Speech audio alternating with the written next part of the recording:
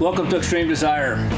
Taking a break inside the nice comfortable wall tent, warming up by the wood stove, getting ready to put on another episode. This week we're going to be in Arizona for the late rifle elk tag, and I am one of the lucky 3 that drew a tag. It was me, a friend Steve Dodd, and another friend Mike Muckerheide. We're going to be heading to Arizona just after Thanksgiving, and this is one of the hunts we love so much. Everybody comes down for Thanksgiving dinner and then for a great hunt. It's backcountry, lots of friends, lots of family, and lots of excitement. I think you're going to like the show. It's going to be fast and furious. Let's get to it.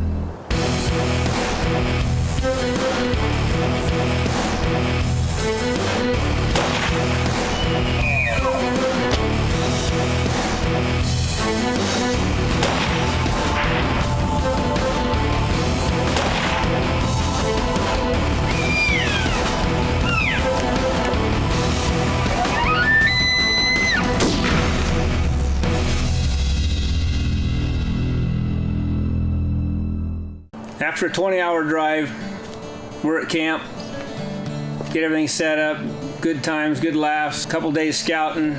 Instantly we're on the trail, up before 3 in the morning, on the trail by 4:30, putting on the miles. I mean, miles and miles. We were out there opening day, we kind of all split up, went different directions. Steve Dodd, his brother Ron, and then Justin, his son-in-law, was on a camera. They went one way. Candy and myself and our son-in-law Zach, Russell and Neil all went another way. We got people spotting for us and looking. We go as a big group, a lot of people, and we cover a lot of ground. Steve Dodd, right off the bat at daylight, and they seen a really good 6x6 bull, and he had to make a decision. Opening morning, crack of daylight, a couple 3 bulls come in front of him out there a few hundred yards away, and one of them was a real nice 6x6, but he decided to pass. Yeah, right at the crack of daylight, I saw those 3 bulls that Steve Dodd was pretty close to. They were a good mile away from me and headed the opposite direction, so I also had to make that call. Do I give up the whole day of spotting where I'm at, which is pretty good elk country? We've been there before, it's pretty nice. Or do I take off after these bulls to see if there's a shooter in there? They were closer to Steve, so I backed out on that and passed on those bulls. Tough decision to make, though. And then pretty much all we saw the rest of the day was another little 5-point bull. But lots of miles, lots of tough, rough country. It'll wear out the soles of your boots, but it was a good day altogether. You hike from ridge top to ridge top, canyon to canyon, trying to locate these bulls in that backcountry, glassing and spotting. But anyway, great day, back camp, good times, and up the next morning and back at it again. Day 2, we're up way before daylight again, take off, stumbling a couple miles in the dark up through the rocks and the trees, and I head to the fire pit. And Robert and Randy went on around to somewhere we'd seen bulls in the past, and Robert found about, it was about 5 or 6 nice bulls. Said there was a shooter bull, said there was a double royal bull in the bunch.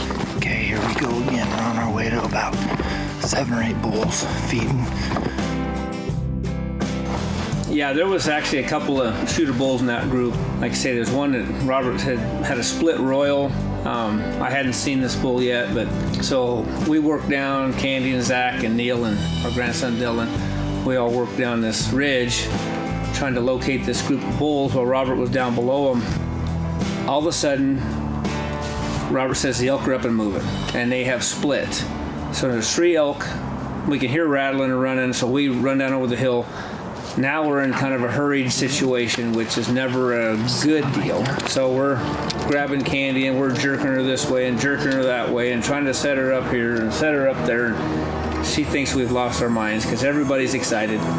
And we locate 3 bulls coming up the other side of the hill, and I get my rangefinder out. I am shooting ranges, and finally I come up with 500 yards, which is a little bit long poke for her, but I'm pretty sure she can do it. What I didn't know at the time was my rangefinder was not working properly, and the bull was more like 400 yards. So I'm giving her directions. This bull's really right in her shooting range, and there's 3 bulls coming up there, like I say. It's a mass chaos. Us guides were supposed to be calm. We kind of got a little excited. Got Candy a little while. I got a little excited. She got a little excited. We all got excited. We have too many people there, too much adrenaline flowing. It's the middle bowl. He's standing broadside. Welcome to Extreme Desire, Western big game hunting. It's not always perfect, but it's always real. Proudly brought to you by Benchmade Knives, made in USA. Cabela's, world's foremost outfitters.